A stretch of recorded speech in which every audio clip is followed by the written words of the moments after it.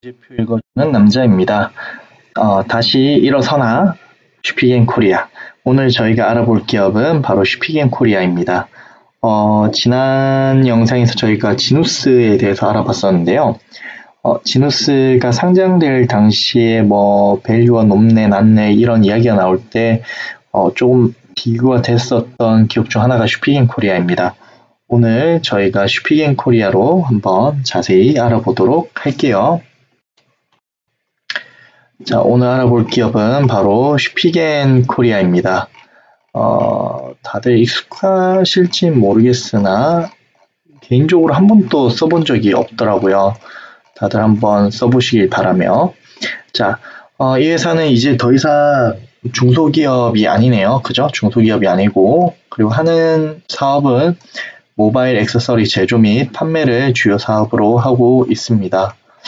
눈에 띄었던 게 화장품 제조가 눈에 딱 띄었어요. 그리고 또 내려가니까 화장품이 있었는데 밑에 슈피겐 뷰티, 이거 딱 봐도 화장품이죠. 그죠? 이렇게 사업이 정관이 있으면 해당 사업을 하고 있을 수도 있다. 혹은 향후에 하게 될 수도 있다라고 생각을 하시면 좋을 것 같아요. 정관을 좀 잘 보시는 것도 좋습니다.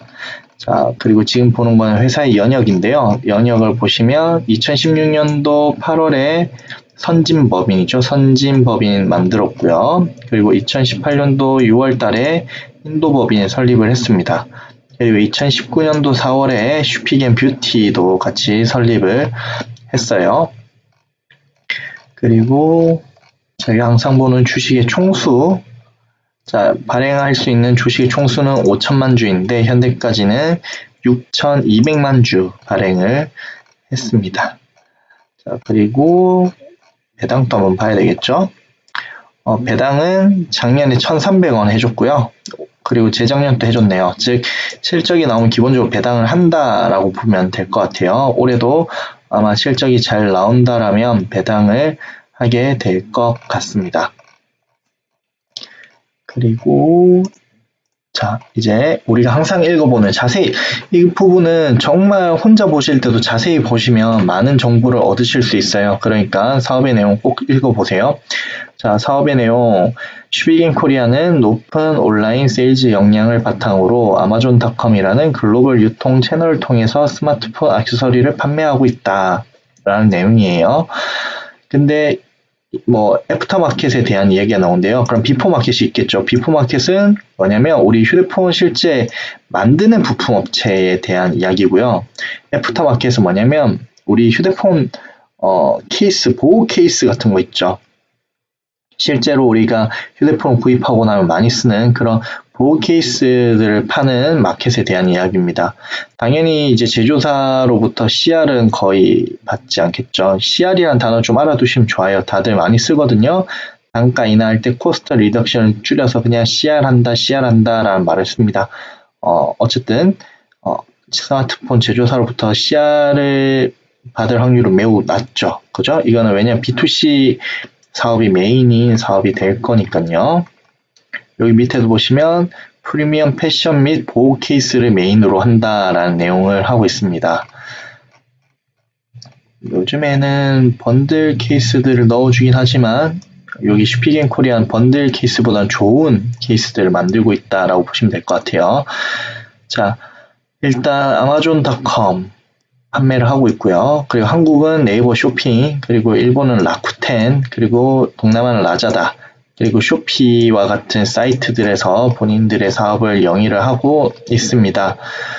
제가 보면서 눈에 띄었던 부분이 이 부분이에요. 소재 고급화와 금형 자체 개발을 통한 고품질 케이스 제품을 고수하고 있다.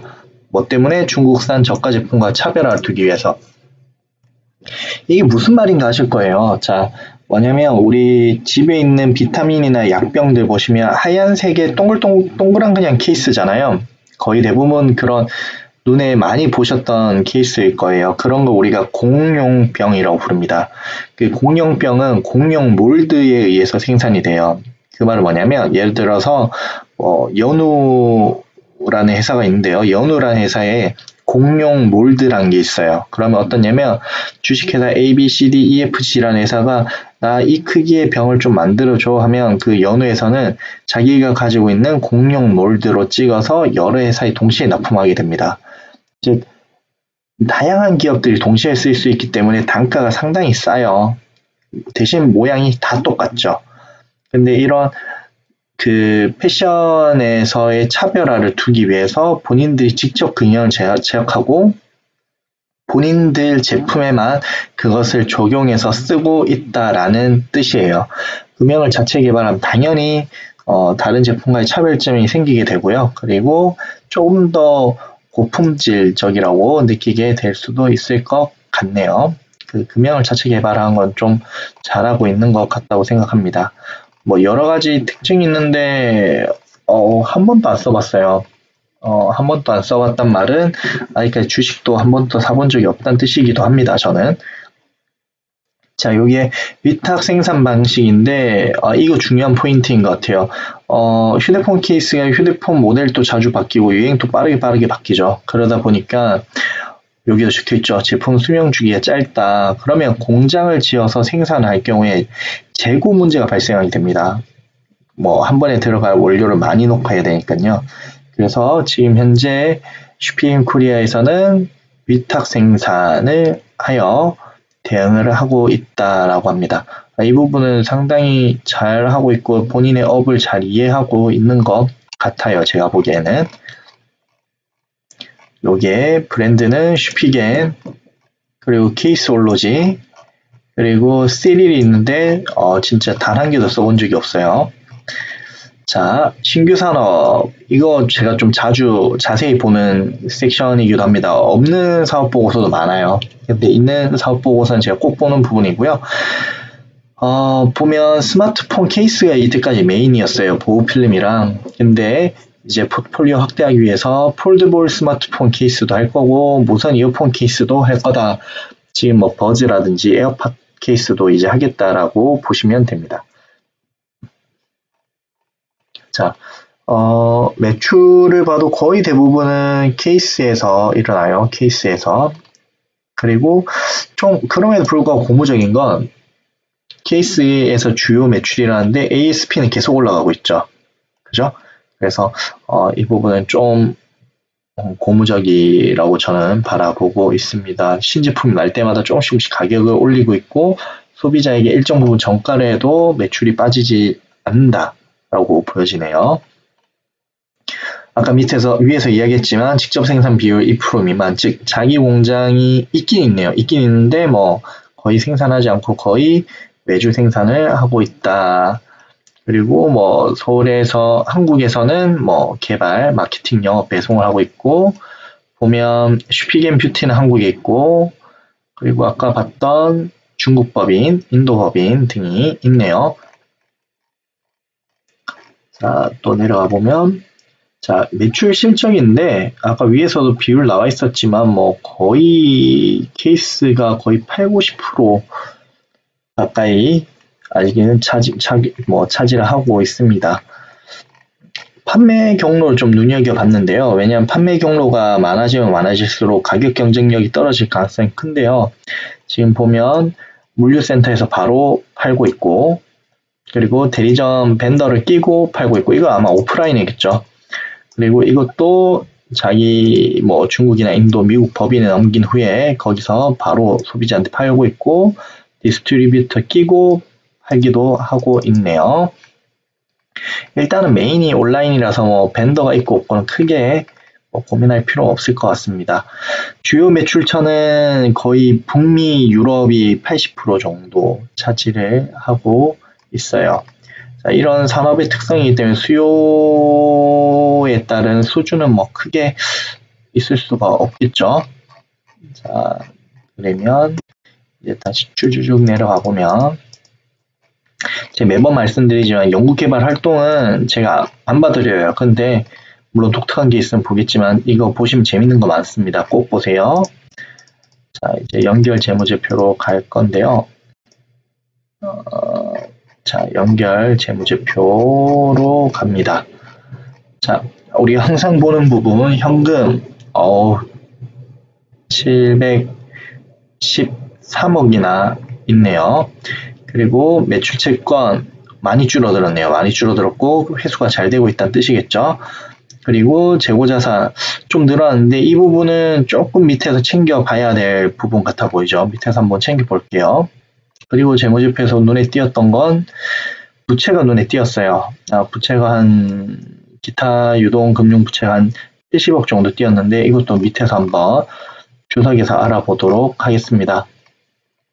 그리고 매출액은 늘었죠. 더 많이 늘었고 한 대략 전년 동기 대비 한 10% 정도 늘었네요. 그리고 판관비도 대략 뭐 한 10%까지 안 되지만 뭐 8% 9% 는 것 같고 영업이익도 그에 걸맞게 성장을 했습니다. 이익 성장에 대한 의문이 많았는데 다시 이제 이익이 성장하는 기로로 들어가고 있지 않나라고 저는 생각을 하고 있습니다. 주석이 어려워요. 근데 주석은 꼭 보셔야 합니다. 다들 주석은 꼭 챙겨보세요. 자, 보시면 선전법인이 매출액이 1,000원이니까 6,900만원 밖에 안 일어났네요. 6,900만원. 작년에 24억이었죠. 그죠? 24억이었는데 이 말은 뭐냐면 이것만 봐도 알 수 있는 거예요. 이제 선전 법인을 접는구나. 이 사업을 접고 있구나. 즉 중국 법인을 접고 있는 것으로 해석할 수 있고요.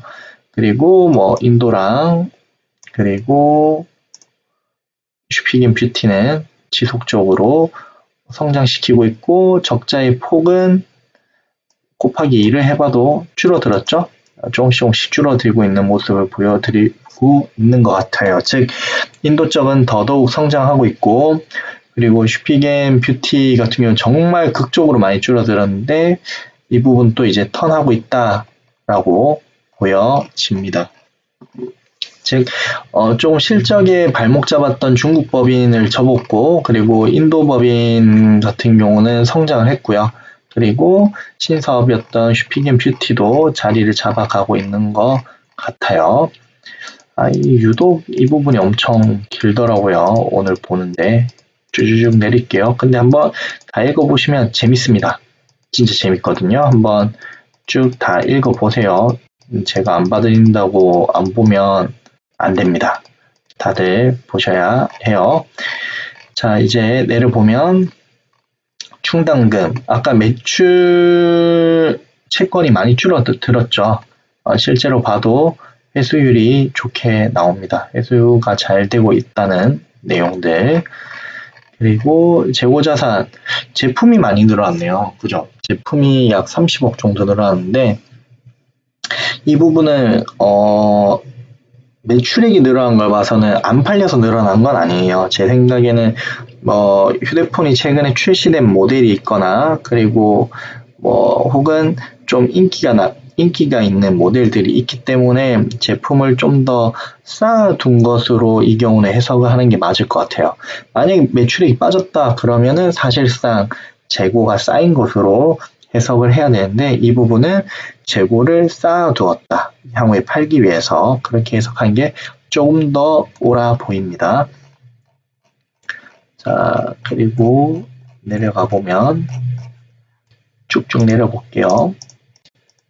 엄청 길어요. 제가 토지나 이런 거 안 봐드리는데 저런 것도 한번 읽어 버릇해 보시면 좋아요. 사실 저는 다 읽는데 따로 봐드리지는 않고 있습니다. 자, 아까 전에 봤던 부채 부분이에요. 부채 부분. 부채가 많이 늘어났죠. 70억 정도 늘어났었는데 결론은 뭐 때문이냐면 미지급금 때문입니다. 돈을 뭐 어디 주지 않았네요. 70억이나 어디에 안 준 건지 내역이 안 나와서 저희가 확인을 할 방법이 없습니다. 그럼에도 불구하고 일단은 뭐 대출을 끌어온 부분은 아니고 다른 기업에 줘야 될 돈이 안 나온 거라 즉 이자가 없는 부채인 거죠. 부채로서의 질은 나쁘지 않다라고 저는 보여집니다. 근데 언젠가 저런 돈은 나가야 되니까 빨리빨리 주는 게 낫겠죠. 자, 제가 늘 챙겨보는 판관비 부분인데요. 급여가 많이 늘어났죠. 급여가 꽤 늘어났고요. 그리고 운반비가 줄었네요. 운반비가 왜 줄어들었을까요? 잘 모르겠지만 매출은 늘었는데 운반비는 줄어들었다. 왜 그런지 잘 모르겠네요. 아마 전분기에 미리 보내서 쌓아뒀을 수도 있어요. 그렇게 해석을 할 수도 있을 것 같네요. 그리고 판매가 많이 됐으니까 수수료 늘어났을 거고, 그리고 광고 선전비 당연히 광고를 많이 때렸겠죠. 많이 팔기 위해서. 그래서 많이 늘어난 것으로 보입니다. 요것만 봐서 뭐 특별히 나빠 보이거나 그러지 않네요. 사람을 많이 뽑았다는 건 사실 좀 고무적인 이야기예요. 사업이 잘 될 거로 예상을 한다는 뜻이기도 하거든요. 자, 그리고 지금 기본적인 내용은 다 봤고요. 사람에 대해서 조금 봐보려고 합니다. 보시면 어디서 보는 걸까요? 이렇게 보는 건가요? 아닌데. 자, 그냥 쭉 내려서 볼게요. 감사제도 전일 거고 이사회 전에 더 내려야 되나 봅니다. 찾지를 못하겠네요. 주주 말고 제가 보고 싶은 게 뭐냐면 아까 인건비가 많이 늘었었죠. 그래서 사람들 한번 볼 건데요. 지금 보시면 올해 정규 인력이 374명이에요. 작년 걸 한번 볼게요. 작년 걸 보시면 345명이죠. 실제로 채용이 늘어났네요. 채용이 늘어났다는 거는 좋은 의미로 해석할 수 있어요. 좋은 의미로 해석할 수 있고 그만큼 그 근로인력이 늘어났다. 그리고 그 고용의 질도 좋아진 게 정규직이 316명에서 348명으로 늘어났죠. 즉 정규직을 더 많이 뽑았기 때문에 이것만 봐도 사업이 좀 더 잘 될 거라고 회사에서 예상하고 있는 것으로 해석을 할 수 있을 것 같아요. 자, 오늘 또 재무제표를 한번 꼼꼼히 봤는데요. 어떠셨나요? 이것만 봤을 때는 가끔 그러실 수도 있을 것 같아요. 그래서 좋은 거야, 나쁜 거야 라고 하시면 그거는 스스로 결정하시는 게 좋은데 개인적으로는 조금 회사가 좋아지고 있다, 좀 더 나아지고 있다라는 생각이 드는 재무제표였습니다. 기본적으로 회사에 대해서 투자 리포트들을 많이 보시고 재무제표를 보시게 된다면 조금 더 본인의 투자에 유익할 것 같아요. 그리고 이거는 이제 IR 자료인데요. 크게 뭐 의미 있는 내용은 없더라고요. 그래서 이 부분은 IR 자료도 구해서 같이 보시면 좋긴 한데 크게 저에게는 도움이 되지는 못했습니다. 더군다나 2019년도 1Q 거라 그게 도움 안 됐고요.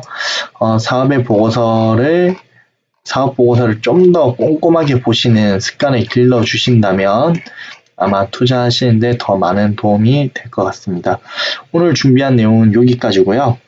오늘 내용도 유익하고 재미있으셨다면 그리고 다음 기업이 궁금하시다면 구독과 좋아요 부탁드립니다. 모두 안녕.